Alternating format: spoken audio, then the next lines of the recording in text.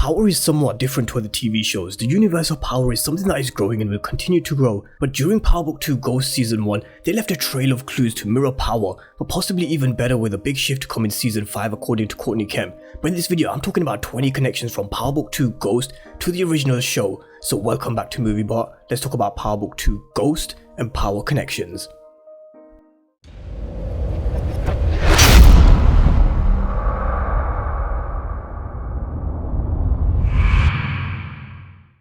So hope you're all doing great, and I'm going to go straight in with this video. So with that being said, spoiler warning for those who may not have finished the original Power series or even Power Book 2 Ghost, I suggest you finish watching them first and then come back to this video. And if I've missed something that you guys have spotted, then just let me know in the comment section. And I'm going to leave a timestamp of every connection down below so you can jump from whichever connection you want to. But without further ado, let's dive in with number 1, and it's probably one of the most common ones that's repeated in the comment section, and that's how Tariq and Brayden's relationship mirrors to Ghost and Tommy. The parallels are there for all to see, and as I go through this video, there's more clues than you may have first thought of, and I still think there's going to be even more as they both continue to grow into their characters and as both of them develop as the show goes into its 3rd, 4th and 5th season. So talking about Tariq and Brayden, let's talk about them, but first something that Tommy Egan used to say, and we have to throw it back to Season 2 Episode 10 of the original Power series, and in a conversation with Ghost, he said that all his legit business is with Truth and everything else in his business is, but Tommy's business is this, the game. It's the only thing I was ever good at. And Brayden said something so reminiscent of this: I'm finally good at something, Reek. I fucking loved it, bro. Classic foreshadowing quoting Tommy, and this is just one moment I picked from Ghost where Brayden mirrors Tommy, but there are so many more if you look close enough. So that's Brayden, but what about Tariq? These next couple are going to be all on Tariq St. Patrick, and this is my personal favourite. In the season finale of Power Book 2 Ghost, Tariq said it always comes down to me, my family and a gun before killing Jabari, in his black vest looking at himself in the mirror after he killed his professor, a throwback to the very first episode of Power Season 1 as Ghost looked at himself in the mirror following Miguel Alvarez's kill in his vest. And speaking about bloody vests, Tariq helped Drew make Rico's death look like it was a robbery gone wrong in episode 7. He went home in his bloody jumper similar to that of Ghost in the very first episode. He kept his bloody vest on and had Tasha burn it later. The reason why I believe Tariq wore this back to college was because you never leave evidence or get rid of it around people you don't fully trust. You get rid of it from all eyes, and I think this is something he would have done off screen. And staying with Tariq, Ghost was chased by Pink Sneakers, who was hired by Kanan because he wanted Ghost dead before he left prison so he could take over his empire. A move similar in Power Book 2 Ghost where Kane sent Bars to kill Tariq wearing yellow sneakers, and they really did emphasize this. So if you go back and watch episode 8 Family First, you'll notice yellow sneakers coming to kill Tariq, and it was Pink Sneakers who tried to kill Ghost in Power. Now in episode 9 Monster, Tariq had a choice to make because Tasha told him to deal with Epiphany the same way they dealt with Kanan. We all know what they did to Kanan, but instead Tariq paid Epiphany for her to disappear, something Ghost tried and failed to do with both Holly and Maria Suarez. We don't know whether it would have worked with Maria Suarez because Tommy killed her, but this is one trait Tariq really never knew about his father, and he really is more like him than he first realized. So sticking with the similar traits to Ghost, Ghost used to keep information from Tommy and use the classic line of the less he knew the better. And this is something similar that Tariq does with Brayden. He keeps his cards really close to his chest, very similar to Ghost, and Tariq, unbeknown to him, treats Brayden similar to the way Ghost used to treat Tommy. And of course, it's safe to say Tariq was never a fan of Riley, Ghost was never a fan of Holly, and they were both right in their own ways. Holly earned her death the minute she ordered the hit on Ghost behind Tommy's back, while Holly was a spy for Saxe, and some people believe that she'll even suffer the same fate as Holly did at the hands of Brayden. Let's just wait and see if that happens. And speaking of Holly and Riley, Courtney Kemp actually touched on this in one of her Instagram live Q&As, and she found it interesting how fans of the show were connecting the dots and characters to the original Power series, and this is one of them with Holly and Riley. She said actually Riley was a character that was inspired by a fan theory of Holly being a spy in the original Power series, so this is how the character of Riley was born. Now Tariq's love triangle, who is he going to end up with? Effie, Lauren or Diana? Could it be someone else? This is something Ghost did from the very first episode when Angela walked into Truth in a red dress. Tariq finds himself in a bit of a dilemma the same way Ghost did. Who does he choose? The key thing here to remember is that Ghost always wanted out from the game, and a happy ending with Angela was too good to be true, a fantasy. Tariq actually doesn't want out of the game. Lauren is someone that believes drug dealers and murderers should end up in prison. Diana is Monet's daughter, but Effie is the one who understands Tariq. But is she still the right one for him? We'll have to wait and find out, but let me know what you think. Lauren, Effie or Diana? And speaking of Lauren and Diana, how about how similar they are to Angela and Tasha? It's crazy to think that Lauren is someone who believes that criminals should be behind bars.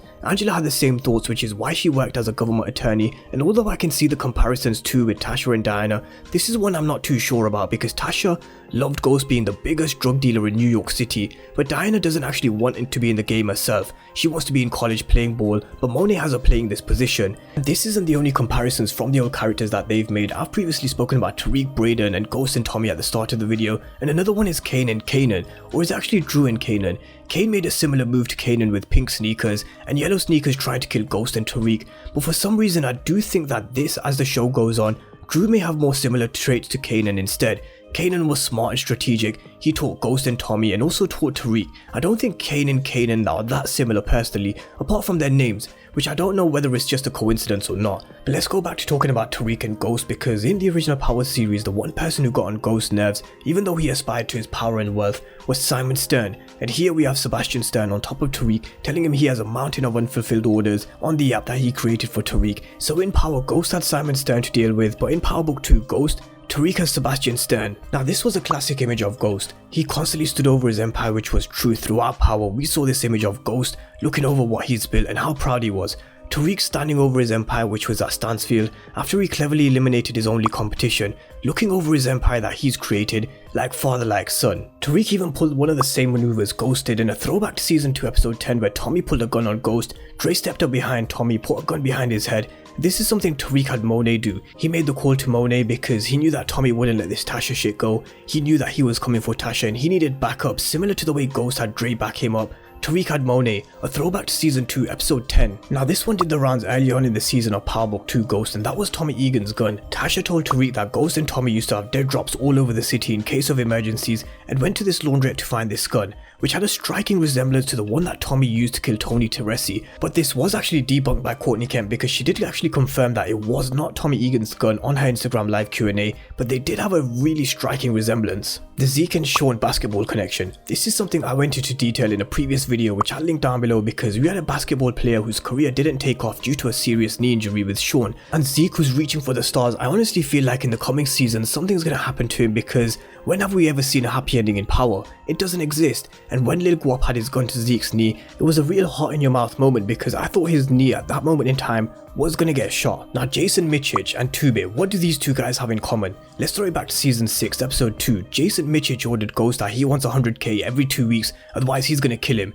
Now it may sound familiar now because we have 2Bit who's constantly on top of Tariq, first asking him for 20 odd k and then a further 50k for saving his life. Another throwback connection from Power Book 2 Ghost to Power 1 involving Ghost and Tariq. Now for the next one we have to throw it back to season 4 episode 4 of Power, when Bailey Markham found a piece of evidence, a recording which implicates Ghost and Tommy in Lobos' murder, and that laptop had some vital information which lingered around for a while. I spoke about Jabari's laptop in this video and how it's been teased that there could be some vital information on his laptop. Bailey Markham wasn't so lucky with Tommy Egan lurking, but who could be the first to find Jabari's laptop, and could they suffer the same fate as Bailey Markham? And finally, knowing too much information in Power that you shouldn't know is a one-way ticket to your death, just like Jabari found out and just like Bailey Markham found out when he knew about Ghost and Tommy killing Felipe Lobos. This is one that will always remain in the world of Power. So those are 20 connections that they've made from Power to Power Book 2 Ghost that you may or may not have realized throughout the first season of Power, and if I've missed any then just let me know in the comment section down below. But this is something I think they'll continue. There will be more connections as the show progresses and some more Easter eggs. But with that being said, let me know all your thoughts and comments down below, and of course if you're new to the channel and you haven't done so already, remember to smash the subscribe button.